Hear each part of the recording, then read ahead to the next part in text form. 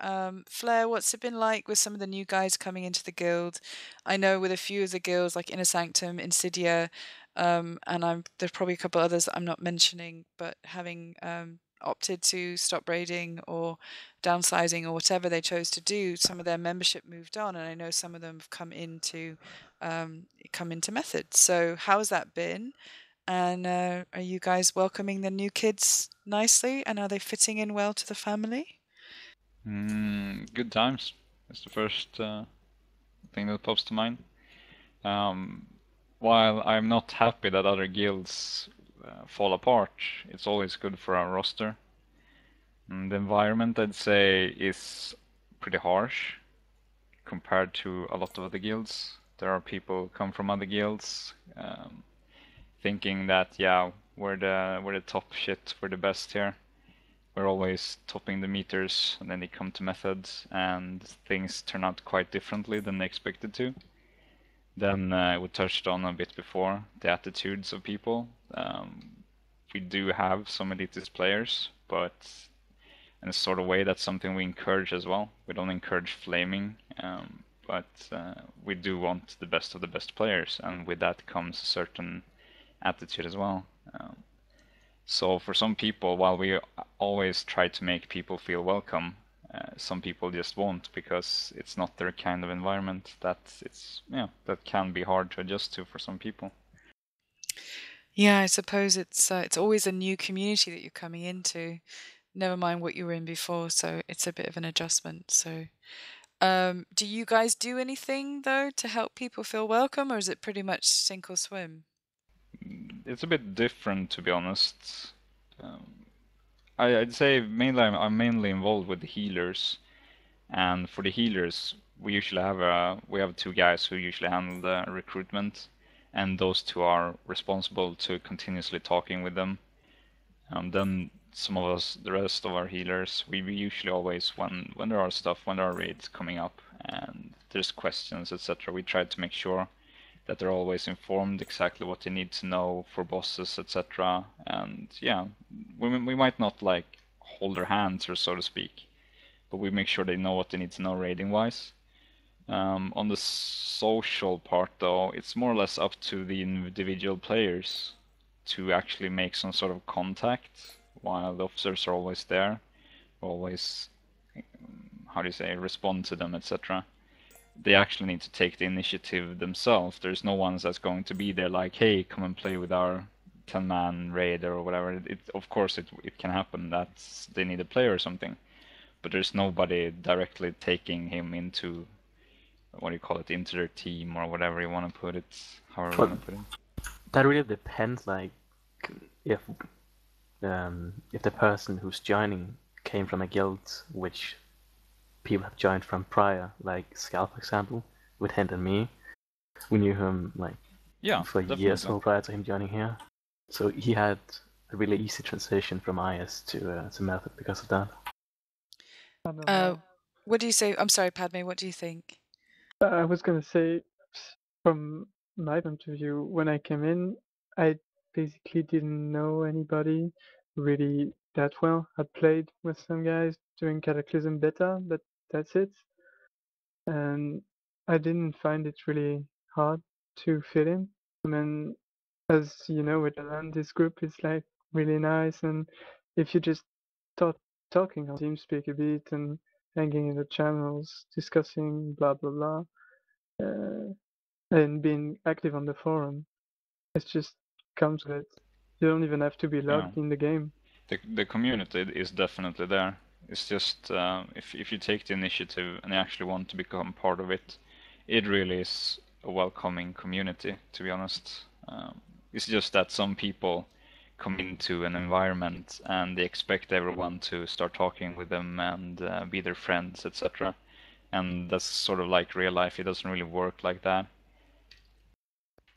Well, yeah, I don't know. I gently suggest that it can exist that way, but I think it's not necessarily to be expected, definitely. And I would say that some guilds have an atmosphere where the idea is that you're welcome, and but you also need to stake your claim, kind of make your spot, and then you're even more so. But yeah, it's an interesting thing. Something I have to say that keeps coming up for me in my research is the fact that every guild really forms its own kind of identity, which is quite different. So, which is why oftentimes those shifts can often be a bit of a shock to the system, depending on how the guild is constructed. So if I were to join the guild tomorrow, because I've been hiding my really awesome raiding skills beyond what I usually tell everybody, what would it be like for me on, the first raid? I mean, are you guys checking out my performance? Are you just sort of letting me try and fit in? Are you going to be a little bit more forgiving because I didn't know the tactics? I mean, what's it going to be like, Trekkie, for me, first day on the raid? Well, it depends a lot. The first raid, I think, is usually very forgiving in if there's a way you fail in that is like considered okay, because we're doing the fight in a different way. It's not like if you come in the first raid you do and you have no clue and never seen the boss or anything, that's falls on burden falls on you to actually look that up. Exactly how we do the boss is our burden to like tell you how to do. Failing on stuff like fading light is a thing you should do on in our heroic or any. It doesn't matter which tactic you're using. Failing, or if you're failing on that, it wouldn't matter anyway. So it's basically if it's like encounter specific the way we do it, we can like sort of forgive for mistakes. But if it's just something you're playing a class wrong or you're doing something completely wrong, it's pretty bad already. Yeah, I've often felt that we're such a performance-oriented community that it's actually quite easy for people to identify very quickly if you're able to keep up and perform. So I suppose on that sense, it's a very honest experience raiding, more so than other things. You can't really hide behind very much unless people really aren't paying attention. Oh, sorry, go ahead. There's very few people who don't get a second raid, and there's very few people who get kicked on their first raid. I don't know. I think we've had like 1 or 2 incidents like that for the past 2 years. People getting kicked on the first raid. That's nice. That's pretty. Not quite as bad as people might think. So, I'm not trying to single out method. I think sometimes there's just this idea that you have one chance and that's it, sort of at that level. So Trekkie, do you remember your first raid with method? Yeah. But it was pretty easy for me actually, because the guild had been lacking a decent tank for a few weeks. So the way I imagine it was that when I came in, it was like a whole different. There was a different attitude or atmosphere or whatever. I don't know, because from what I've heard, their paladin tank they had before me was terrible. I can add in on that actually. Basically, the paladin tank that we had to progress with during ICC just had a major attitude problem. We had so much troubles with him that as soon as Lich King was down, progress was over, he was removed from the guild, and everyone was just happy. I don't think there was a single person who argued that he should stay in the guild. And yeah, after that it was just Treckie came in and did everything right, and yeah, it was sort of this whole like, oh, finally we got a good tank. Not to take anything away from him, but it is as he said, it was just so much trouble with that guy before that he would have had to fuck up royally to not make it into the guild, to be honest. Yeah, well, lucky for you, Trekkie, you snuck in at the right time. So, Padmay, your first raid was fun, you just said? Yeah, actually, I remember it like very well because actually it was the day I went to my girlfriend's place for the first time, and she lived like 2 hours away from me, and I went there for the week. So I brought my computer, and it was just a week after tier 11 progress ended for method. So they were doing the achievements in the tier 11 raids to try to get the world first glory. and they spent like, I don't know, 2 hours on the Conclave of Wind achievement. So I just put the stream and waited, and then at some point during the evening, I heard in the headset, Padmay, Padmay. I was like, what the fuck? And they asked me to go in on Alakia because they were wiping for like 5 or 6 times. And I had no fucking clue about this encounter. I never done it, and it was their second kill. I mean, they just did it once the week before. And I went in the red and I asked Dreamer, who was the former mage class leader, okay, so what's the difference between normal and heroic here? And he told me just, yeah, if lightning spawns on you, just stay in it and dodge tornadoes. And okay, and that was it. So that was quite funny because I really didn't expect to raid that night. And really That's thought quite we that's quite a story. And your girlfriend, she's pretty easygoing about the whole raiding stuff. yeah, she's playing the game as well, so it was okay. Oh, that's nice. Yeah, it's interesting that trying to navigate relationships and raiding can sometimes be tricky business for some. So, very good. Well, right, Hentrenson, I wanted to ask you a little bit about what it's like during progress raiding. I've had the benefit actually of you guys capturing a bit of your recording for me so I could listen to it, and it was actually really fun to listen to. But I just wondered, when you guys are hitting a boss for the first time and, you're failing spectacularly, everything's going wrong, but, you're also learning, so you're making a bit of progress as you go. What's that kind of like? And, are you all talking together? Are you contributing? Who's making all the decisions? And, how does it kind of look for that raid night? Most of the actual tactics is discussed on, at least for tier 13, were discussed on forums based on the Dungeon Journal and PTR experience. So we had a pretty clear idea about what we were supposed to do with every single boss up until Spine, basically. And it was just like minor adjustment, like, okay, we need to burn this a bit faster than we thought we had. We need to like do this a little bit differently. We need to do this movement instead, or we need to adjust healing this way, or move cooldowns that way, or something. So yeah, but on PTR it's just that we get the bosses so many times on different pools in 10 mans and 75 mans, and we just trash it and then we discuss it on the forums basically. Yeah, and you guys are all making a very, very fair point, which is obviously that things aren't really unknown quantities in raiding, that everybody kind of knows what they're getting into. But does it feel different when you know the race is at stake? When you guys are sort of not just doing it on the PTR or kind of speculating, but you're actually now timing can be an issue, and it's a bit of a race at that point. Obviously, you're racing to the final boss, but does that impact it at all? If I can add something to that, I remember in tier 12, we spent a lot of time on the BTR and then a lot of time training for the heroic mode during the normal mode week. And the first bosses of Violent were like really easy, even in heroic mode, but we were really flawless on those encounters. And like for example, some guilds were a bit stuck on Betilac for, I don't know, like 3-4 hours, and we killed it on our second pool. And it was the same for Alistreza. We killed it in like 40 minutes or something. So we cleared the first 4 bosses in 2 hours something on the first day. So yeah, we're just training before, and the race is just about doing it faster. But it doesn't really matter in the end because, as you said, we're racing for the last boss, and usually it lasts like half a week or a week. So it's not 2 hours on the first 4 bosses that is gonna get you world first on the last one.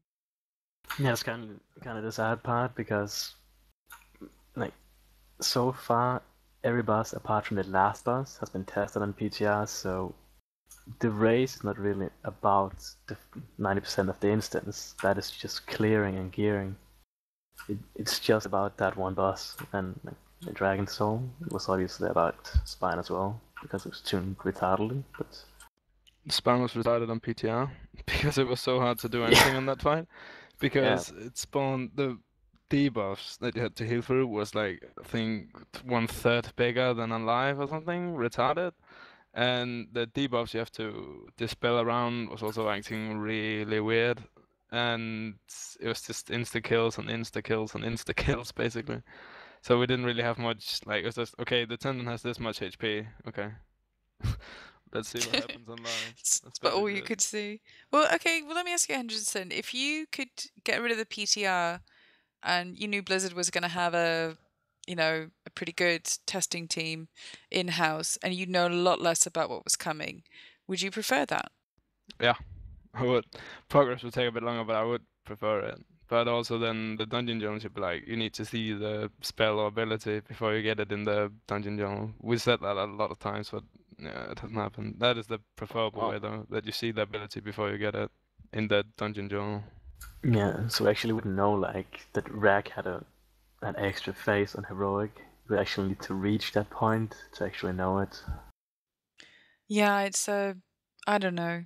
I suppose I often think about what it would be like if it was really more of a of a of a guessing game, really. And would it make it a more interesting race? Because I think what I'm sensing from what some of you have said is there's a feeling of the tediousness of the raiding race, the idea of just rushing through, gearing up, gearing up ults, the grind of LFR and all the other things that you feel that you've had to do. It used to be that elite raiding guilds were distinctive by the fact that you guys would load up the time investment at the beginning of the raid season. You'd put in 2, 3, 4 weeks of pretty hardcore raiding, and then you'd have a fairly low period where you'd maybe raid once a week for a few hours or something like that. And that seems to have changed a bit. My impression is you have farm raids on multiple different nights. You're not just going once a week anymore now. You have to go more than once a week. How has that been for you guys? Flare, how's that been for the guild? And what do you think, is there more tedium involved in the raiding race now than the fun factor? Well, when it comes to farming gear, yeah, unfortunately. I think it was touched on before as well, that, yeah, is too much about gear now, specifically with this looking for raid. That is always been part that you need to prepare your tune. You need to be as geared, you need to have as good weapons, as good stats as possible. Sometimes there's small gimmicks that you might want to have, not so much anymore, but generally just gearing your character, because that's what it's about, to make the encounters easier. And now when they implement these sort of features that you can farm not only like one time per week on a character, but you can actually run the same stuff 3 times per character, and then you want to spread out those characters with alts, so specific characters get the gear, and yeah, it does becomes too much. It does remove a lot of the fun factor. Once you actually come to the bosses and want to progress, you're so exhausted from actually having to gear your characters that is just something you want to be done with. And the only thing that could actually make it fun would be to actually win the race, to be honest, and actually get that first spot to make it worthwhile. So how are you feeling about Mists of Pandaria and the next expansion ahead? How's it looking for Method? I'd say it's looking good. About grinding, so time will tell. There's gonna be a new race. There's gonna be a new class. There's gonna be a new healing class. It's really hard to predict if it's going to be a good or a bad expansion. I'll just say that the Pokemon thing, that's bullshit, but the rest seems fine. Yeah. Are you going to be a panda, Flare? Are you going to check it I out, have being a no panda? idea. Depends on the ratios, unfortunately. I've always been, to be honest, those that know me from when I was called Flare actually in game, I was always a dwarf from the beginning. From the beginning it was because of the fear ward, but it was a fun thing until I joined Method, when it wasn't really, min-maxing, race changing, etc. for all the stats and stuff. I was always enjoying playing a dwarf because for some reason there were fewer dwarfs around, so it was a fun, I don't know, maybe a partially RP thing. But yeah, nowadays it's all about which ratio is the best. So we'll see. Yeah, I don't get the impression that if one were to decide because it looks good or, It sounds cool. Did you guys see? I saw on Manifest site. It's probably been shown elsewhere. The sort of suggested shape of a female panda. Did you guys check that out? Yeah. It's Blizzard released it. Was it Blizzard? Oh, I assumed it was It's Blizzard. Blizzard, No, what do yeah. you guys think? She hot or not? Yeah, it's just a drawing for the moment. If You you're in can't that really furry kind of picture thing, you maybe. can't really picture the whole thing from It's a a drawing. dwarf with fur. It's a dwarf with fur. Oh. Mhm. I thought there were no female dwarves though. That's what everyone always says. So I had a don't know. female dwarf. Well, that's a subject for a whole other time, Hentrenson. The time you had a female dwarf. So, well, another thing before I've got some silly questions. Before I get to that, though, I have noticed a few small changes. The method is you guys are doing a lot more sort of regular live streaming, which I think you've always kind of championed that as a guild. Then yeah, I've noticed that Treckie, you've always done some live streaming, haven't you? Are you still doing that? And how do you like live streaming? I haven't been able to stream for the last couple of months. It's just that I moved in like October, and my internet here is just way too crap to stream with since it's mobile internet. Why are you on So- mobile internet? That's so. Ugh. Are you use it where you are? Yeah, because I can get a better one in this house, so I need the mobile internet. That's But a real it's, drag. It is really it's okay for gaming. Actually hasn't been any problems far, but it's I can't stream or anything. So that's the bad part. And I can only download 30 gigabytes a month, so Gosh, kind that's a real of limit. annoying.